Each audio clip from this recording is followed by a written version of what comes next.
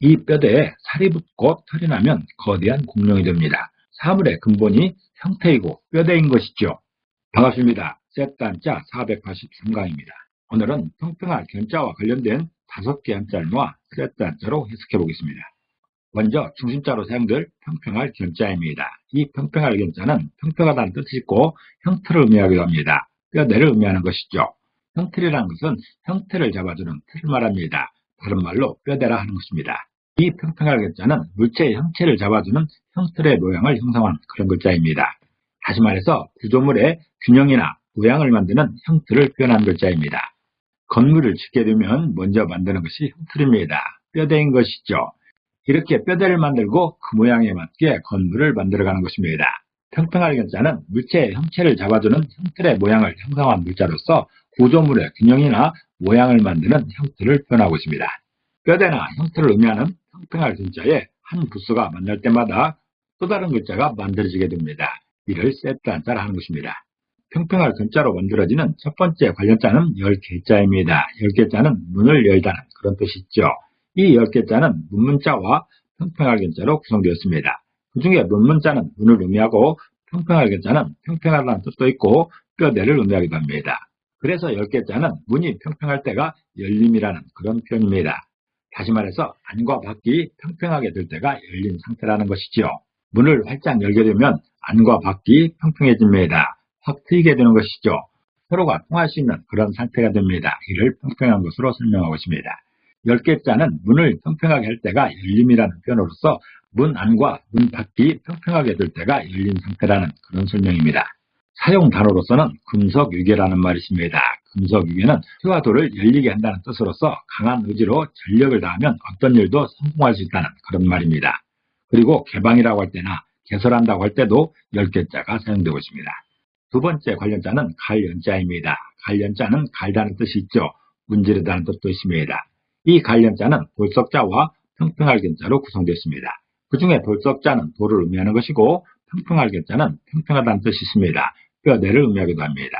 그래서 갈연자가 표현하는 그 갈면 돌이 평평하게 된다는 그런 표현입니다.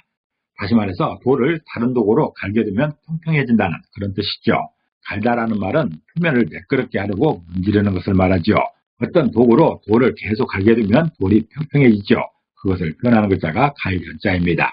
돌보다 더 강한 도구로 돌을 계속 문지르게 되면 돌이 평평해집니다. 갈연자는 그것을 표현하는 것인데 갈면 돌이 평평하게 된다는 그런 표현이죠. 돌을 다른 도구로 갈게 되면 평평해진다는 그런 설명입니다. 사용 단어로서는 연지구지라는 말이 있습니다. 연지구지는 어떤 일에 대하여 깊이 생각하고 사리를 따져보는 일을 말하고 있습니다. 또 연구한다고 할 때, 연마한다고 할 때도 갈연자가 사용되고 있습니다. 평평할 견자가 사용된 세 번째 관련자는 모양형자입니다. 모양형자는 모양을 의미하고 형태를 의미하기도 합니다. 이 모양형자는 평평할 견자와 트럭삼자로 구성되어 있습니다. 그 중에 평평할 견자는 평평하다는 뜻도 있고 뼈대를 의미하기도 합니다. 또 트럭삼자는 털을 의미하지요.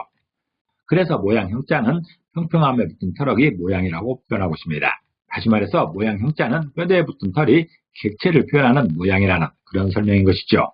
이렇게 뼈대가 있으면 여기에 털이 붙어야 진정한 모양이 됩니다. 이렇게 멋진 개라 하더라도 털이 붙지 않으면 그 모양이 나오지 않는 것이죠. 모양형자는 평평함에 붙은 털이 모양이라고 표현하면서 뼈대에 붙은 털이 객체를 표현하는 모양이라 설명하고 있습니다. 사용 단어로서는 형이상학이라는 말이 있습니다. 형이상학은 형체를 초월한 영역에 관한 과학이라는 뜻으로서 철학을 일컫는 말입니다. 또 형태라고 할 때나 인형이라고 할 때도 모양형자가 사용되고 있습니다. 네 번째 관련자는 형벌형자입니다. 형벌형자는 형벌을 의미하고 벌하다는 뜻도 있습니다. 이 형벌형자는 평평할 견자와 칼돌자로 구성되었죠. 그 중에 평평할 견자는 평평하다는 뜻도 있고 뼈대를 의미합니다. 칼돌자는 칼을 의미합니다. 그래서 형벌형자는 칼로 평평하게 만드는 일이 형벌이라고 표현하고 있습니다. 다시 말해서 주인을 형틀에 묶고 매질하는 것이 형벌이라는 것이죠. 형벌이라는 것은 범죄에 대해서 범죄자에게 제재를 가하는 것을 말하는 것이죠. 요즘에는 주인에게 이렇게 벌을 내리지는 않습니다. 형벌을 가하지 않는 것이죠. 원시적인 방법으로 형벌을 가할 때는 이런 방법이었습니다.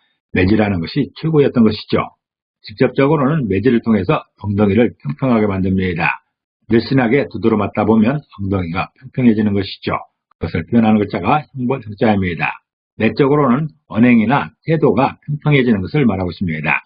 다른 사람들과 같이 평평해지는 것, 평범해지는 것을 말하는 것이죠.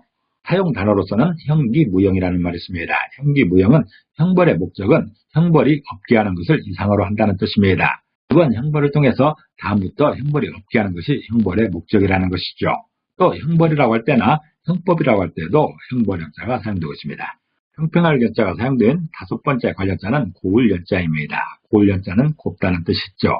곱다라는 것은 모양이나 생김새가 산뜻하고 아름다운 것을 말합니다. 이 고울연자는 여자 여자와 평평할 연자로 구성되었습니다. 그 중에 여자 여자는 여자를 의미하는 것이고 평평할 연자는 평평하다는 뜻도 있고 뼈대를 의미하기도 합니다. 그래서 고울연자는 여자가 평평하면 곱다라는 그런 뜻입니다.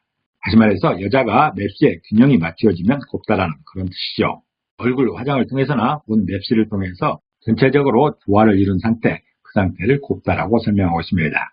고울연자는 여자가 평평하면 곱다라는 표현으로서 맵시의 균형이 맞추어지면 곱다라고 설명하고 있습니다. 이 고울연자는 단어에 사용되기보다는 여자 이름에 많이 사용되고 있습니다. 오늘은 뼈대나 형태를 의미하고 있는 평평할 연자와 관련된 다섯 개 한자를 세트 한자로 해석해봤습니다.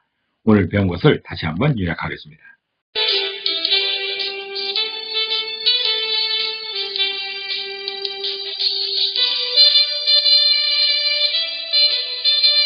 특별한 일은 가끔 있어야 하는 것이고 대부분은 평범해야 평안한 것이죠. 오늘도 평안을 기도합니다. 감사합니다.